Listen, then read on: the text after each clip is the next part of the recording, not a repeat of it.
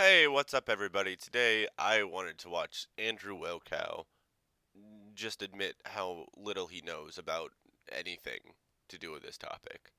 Um, so let's just get right into it, because I am so excited, and I hope you are too. Welcome to Wilkow. I'm your host, Andrew Wilkow. This past weekend, the nation suffered another round of mass shootings, this time in Texas and in Ohio. And of course, in typical fashion, the media is trying to blame all of this bloodshed on President Trump and conservatives. Quick Google search of the Dayton shooting or the Garlic Festival shooting. Like here, this is just a good example. Um, None of this. I mean, I could go through the pages, but none of these really say, "Oh, he's a right-wing terror person. He's a right-wing meme lord." No, let's just go to the Dayton shooting. Um, Same thing. Doesn't really claim motive or anything. The El Paso shooting is a little different because he actually very clearly described his motives uh, in his manifesto, which we will get to in a little bit. But this is just a lie. The mainstream left-wing evil media is not making the claim that at least the Dayton shooter or the Garlic Festival shooter were like right-wing meme lords. Meanwhile, the media continues to do everything in its power to ignore, downplay, and even at times give license to left-wing violence. Not really at all. Yeah, no.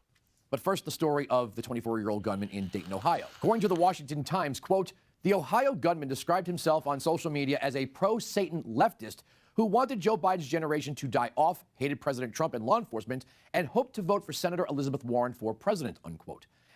Oh, cool. He has links. Oh, bet. Oh. Oh no, he doesn't. He actually doesn't have links. These are just social media plugs and their financial plugs. Yeah, no links, because then I could actually click the link and read it myself and verify if it actually says all the things that they claim it says. After the 2016 election, he tweeted, quote, I want socialism, and I'll not wait for the idiots to finally come around to understanding, unquote. Then there's the 21-year-old gunman who killed 20. So he just chalks up to the Dayton shooter that he was a far-left socialist or some bullshit like that, but it really goes down into the young people nowadays, including myself, are angry at the world, at ourselves, at everything. It's hard to explain why. If you are, younger-ish, you probably kind of have an idea of what I'm talking about, but it's a problem, and I don't know what the solution is, but it's not blaming far right or far left terrorism. There's a reason why these people are attracted to these type of ideologies. Yeah, we need to build a future for ourselves, not you know take some motherfuckers out with us. That's not the answer. 20 people in Texas at a Walmart. The shooter posted a manifesto before the killings. The Chicago Tribune reported, quote, the writer also was critical of Republicans for what he described as close ties to corporations. Don't take any of these sources seriously because they don't link them, so you can't verify them yourself. Anyone that doesn't link sources when they use sources are either really lazy or, in this scenario, are being willfully misleading. And degradation of the environment through a Twitter account that appears to belong to the shooter, Patrick Crusius, including pro-Trump posts praising the plan to build more border wall. The writer of the online document says his views on race predated Trump's campaign and that any attempt to blame the president for his actions was fake news, unquote. And here are direct quotes from his manifesto. Quote, the decimation... So let's pause right here really quick and look at some other quotes from his manifesto. So just in the first sentence, we can read right here. In general, I support the Christchurch shooter and his manifesto. Ooh, that's not good. This attack is a response to the Hispanic invasion of Texas. Ooh, really not good. They are the instigators, not me. Not good at all. Now it's like the economic reasons because he's claiming he's a far left socialist or whatever. In short, immigration can only be detrimental to the future of America. Continued immigration will make one of the biggest issues of our time, automation, so much worse. Some sources say that in under 2 decades, half of American jobs will be lost to it. Yeah, not a good look. He's blaming immigration on all of his problems, which is kind of a far right-wing ideology, not a far left. So nice try, but you failed. Of the environment is creating a massive burden for future generations. I'm not gonna wait for him to read this. Manifesto, quote, Sorry, the decimation of the environment is creating a massive burden for future generations. You can read this. I'm just gonna skip over this. It's just him cherry picking quotes out of the manifesto to make him seem far left, which he has, I guess, farther left views when it if you compare him to like a neocon, um, but still he's a far right wing person. Fresh water is being polluted from farming and oil drilling operations. Consumer cycling to help slow this down is almost non-existent, unquote. Clearly, there was no correlation between either shooter's actions and Trump, or even conservative agenda items. You say that really sarcastically, like it's a really dumb statement, and it really is. So yeah, you just don't know what you're talking about, apparently. For that matter. In fact, they went out of their way to point out they supported a leftist agenda. Yet, Elizabeth Warren couldn't resist going out of her way to blame the shootings on President Trump and conservatives, despite the fact that, as I mentioned, the Dayton shooter was actually a socialist and a big fan of her, not President Trump. People who are hateful feel like they are now empowered. They are protected. They celebrate this president. This has turned America in a terrible direction, and Donald Trump keeps it going. And let's be clear, a Republican Congress, Republican leadership in Washington, they got nothing to say about it. And that means they just help strengthen it. They help it keep moving right along. And of course, Robert Francis O'Rourke. It's Beto. I don't know what this meme is calling him Robert Francis. I don't know why you would do that. I like the classic Beta O'Dork. That's what you should have called him. That's a good meme. Well, he had to join in on the pile-on. He is a racist, and he stokes racism in this country, and it does not just offend our sensibilities, it fundamentally changes the character of this country, and it leads to violence. You don't get mass shootings like these, you don't torch mosques, you don't put kids in cages until you have a president who's given people permission to do that, and that's exactly what's happening in the United States of America today. Who is torching mosques and putting kids in cages? Wait, do you really not know? Are you just admitting that you have no fucking clue what you're talking about? Like, are you thinking to yourself, wait, am I the bad guy? Like, what? Are you just pretending like the last couple months in U.S. history didn't, happen? What's going on here, Wilkow?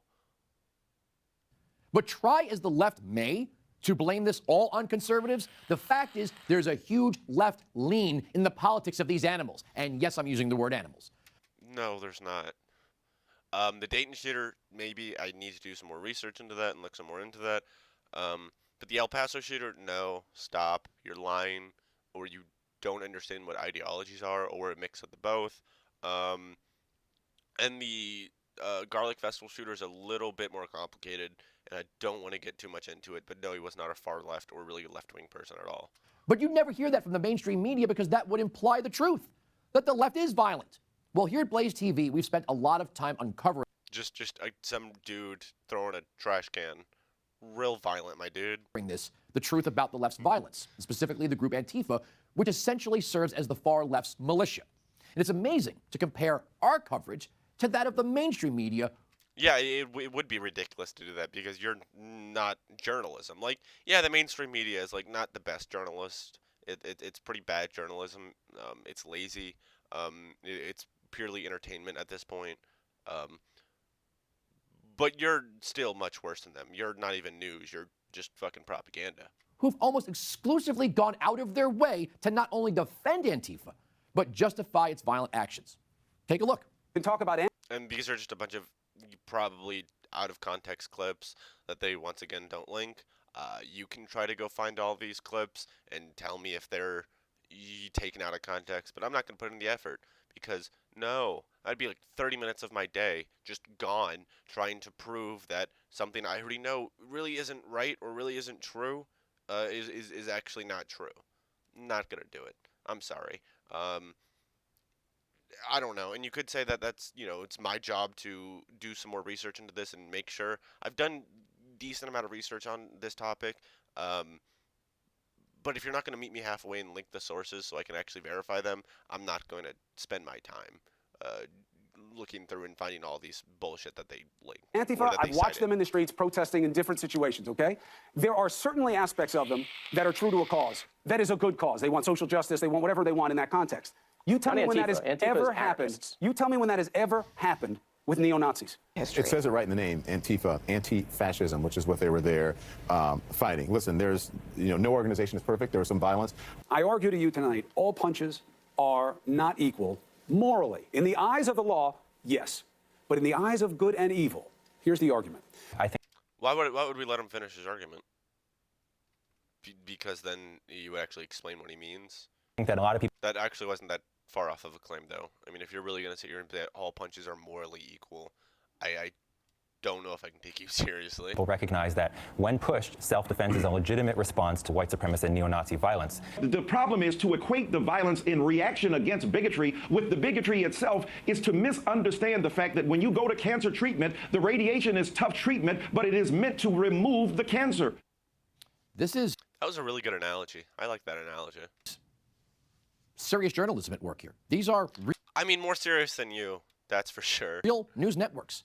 Antifa serves as the literal social justice warriors of the left. And look, I'm using the word warriors loosely here. They are not only... You can't have your cake and eat it too. Is the left like this violent mob that's gonna fucking murder us all, or are they a bunch of like coward, pansy, beta cucks? Like, you can't have it both ways, dog. uncivil and intolerant, they are extremely violent. Their claims of self or the more bizarre community defense as the reason to go on the attack and attack people they disagree with in the form of street-based violence is beyond nonsense and indefensible. And what makes it worse is the left tries to justify the violence brought by Antifa as somehow moral. Even if they don't limit their action to just a classic picture of, your boy taking a massive load from what looks like blowing a giant. Oh my gosh. Is that Andrew Neon or whatever his name is? The Asian guy, like the Asian journalist who was on Joe Rogan, who just lied to Joe Rogan like 4 times in that one clip that I watched. Yeah, that guy's a cunt. fascists, which is funny because they don't really seem to understand what real fascism is. You definitely don't know what real fashion or fascism is, because you almost just said fashion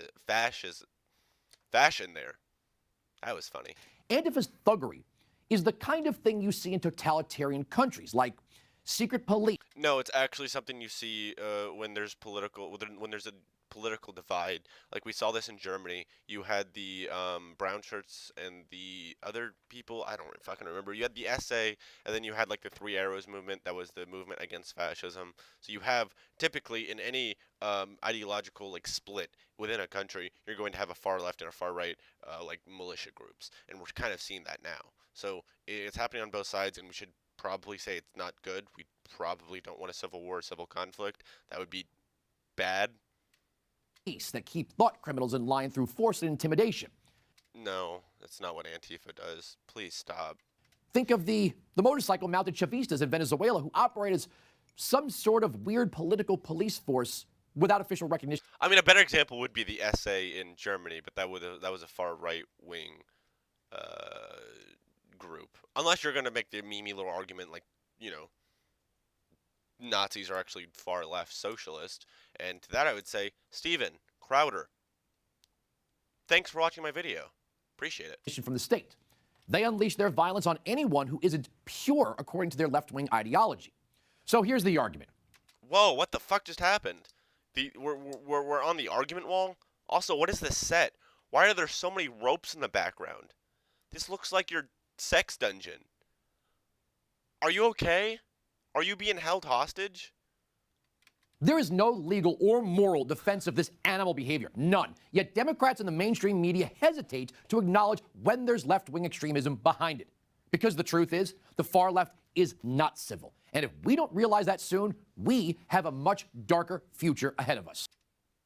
Oh boy. Okay. So that was a bunch of, as Joe Biden would say, malarkey. Pardon my language. It was dog shit. It was just a bunch of misleading and lies and propaganda, and it's awesome. And I love watching these with y'all because it's a good old time. It's fun. It's fun to laugh at dumb people, but it's also we need to take these guys kind of seriously because there's a lot of people who believe this stuff, and we need to kind of counteract that with better ideas and whatnot. I don't know.